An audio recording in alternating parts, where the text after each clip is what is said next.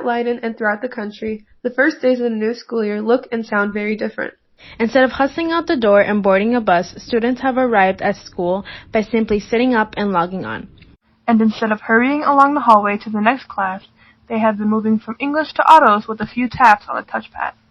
The remote schooling experience prompted by the pandemic is officially underway at Leiden. And although going to school might be easy, fully transitioning to learning online may not be. Waking up on time, studying at home, getting work done, and technical difficulties may become a struggle for students and teachers this school year. As our desks and chairs are being replaced by our couches and beds, it is getting a lot harder to keep our attention on the teachers. Staying away from phone screens and staying focused is harder than ever. With technology, the unexpected can occur. Here are some thoughts on what the school day feels like during the first week. I think the biggest challenge is just staying on task. If you're at home, you have a bunch of distractions around you, games and stuff and your phone and everything like that. Usually in school, teachers will stop you if you're doing something that you're not supposed to. When the teachers are talking, I don't know, sometimes people won't answer, or I feel like a lot of people are afraid to answer. It's just so different because in class, I like to answer questions, especially in math, but I just feel like a lot of people are, I don't know, they just don't want to speak up or something. I think the greatest challenge would have to be face-to-face communication. I'm a very visual learner, and I like to go to teachers to ask for help, especially after school and stuff, but since it's online, I can't meet with my teacher. Curriculum Director Dr. Mike Mandarino and Superintendent Dr. Nick Polyak were fully aware of many of these challenges and others as they made the difficult decision to start remotely. What do I think about school going remotely? I don't like it. I feel like so much of what makes Leiden an amazing place are the things that happen when you're physically here. Working with your teachers, participating in clubs and sports and activities, being able to do hands-on experiences and really relevant labs and experiential learning. Ideally what we want is to be here and be together, and that's the magic of what happens here at Leiden. What I would say though is that we learned a lot from spring.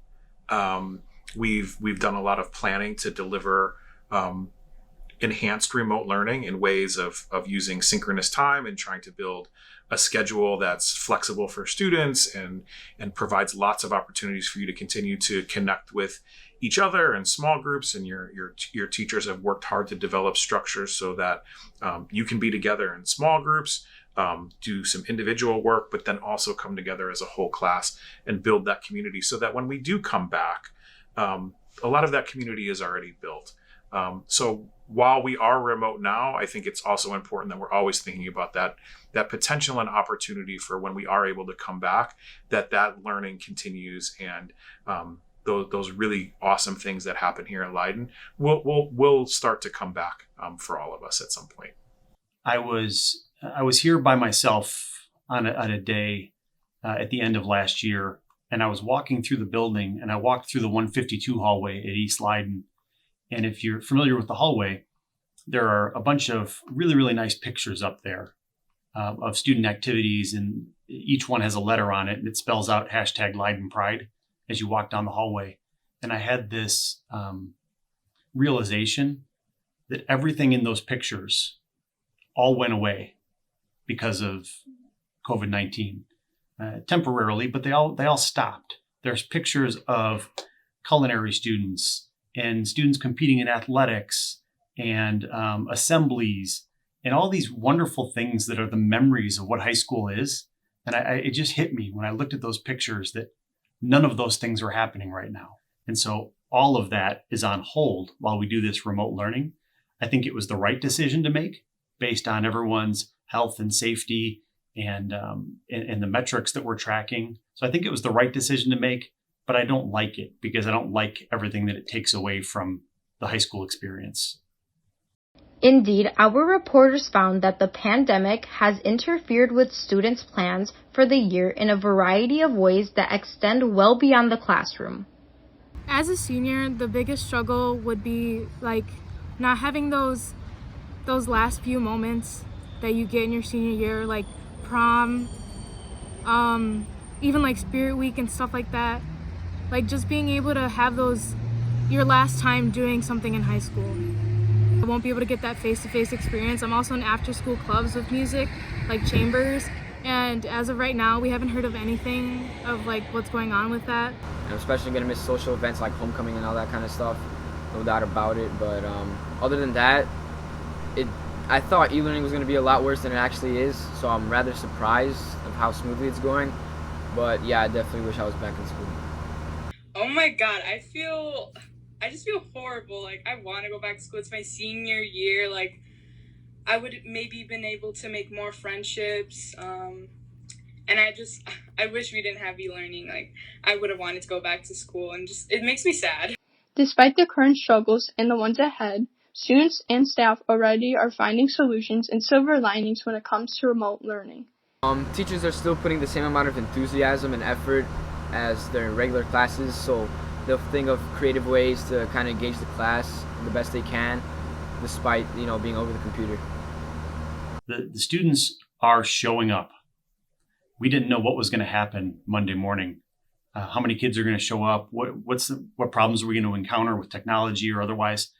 And we've had anywhere from 90 to 97% attendance in all of our classes. And so people are showing up, and we're very proud of the students for that. And I think our challenge is, how do we maintain that level of engagement and excitement, depending on how long this period lasts. But I'm very, very, very proud of our students for being here and engaging. They're explaining more. They're going in depth, which is helping a little bit more. They do ask questions, and some kids will have questions, and they'll be able to answer it pretty well.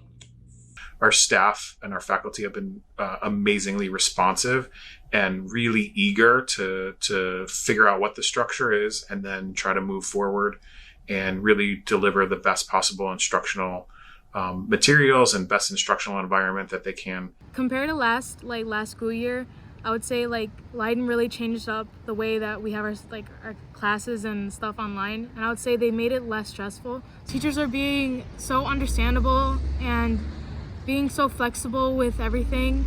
I feel like I'm able to, if I need help, I feel like I would be able to help, communicate with my teachers, and they'll be able to help me.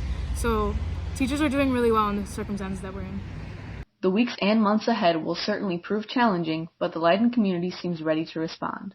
For the Eagle Update, this has been Savannah Torres, Camilla Giza, Paulina Walzek, Marigan Karzik, Angelica Jekan, Anastasia Vitia, Claudia Molo, wishing you all a warm welcome back to school.